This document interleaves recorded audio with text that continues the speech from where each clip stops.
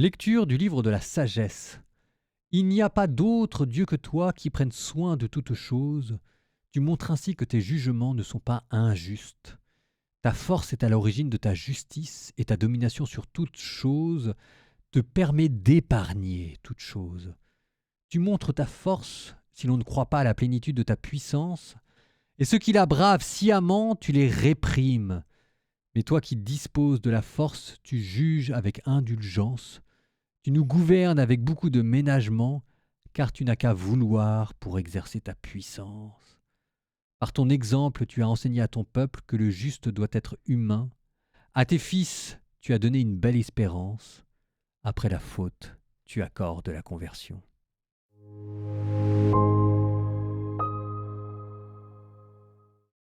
C'est un très beau texte dans le livre de la sagesse et qui illustre magnifiquement bien l'évangile du jour. Matthieu 13, où vous parlez de l'ivraie, le bon grain, le mauvais grain qui vivent ensemble. Et ici, vous avez dans la sagesse la miséricorde qui vous est proposée. Avec cette phrase extraordinaire, hein, à ses fils, tu as donné une belle espérance. Après la faute, tu accordes la conversion. Ce qui veut dire deux petites choses. C'est-à-dire que l'ivraie, Dieu lui propose aussi, s'il veut, de devenir du bon grain. Ce qui est assez extraordinaire d'ailleurs, parce qu'on ne voit pas très bien comment est-ce que l'ivraie pourrait devenir du bon grain. Il faut qu'il change de nature.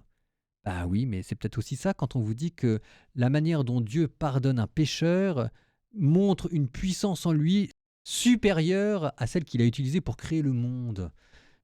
Par la miséricorde, nous sommes une création nouvelle. C'est ça ce que ça veut dire. Et donc l'image, c'est de l'ivraie qui change de nature et qui devient une autre espèce végétale, qui devient du bon blé.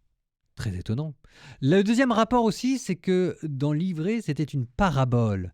Une parabole, c'est ce qui est fait pour être scruté. On a du mal à comprendre. Ça demande de l'intelligence. Alors simplement, c'est une intelligence, vous dit le Christ, qui vient non pas des neurones, mais qui vient du cœur.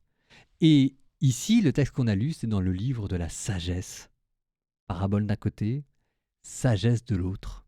Hasard, coïncidence, je ne crois pas.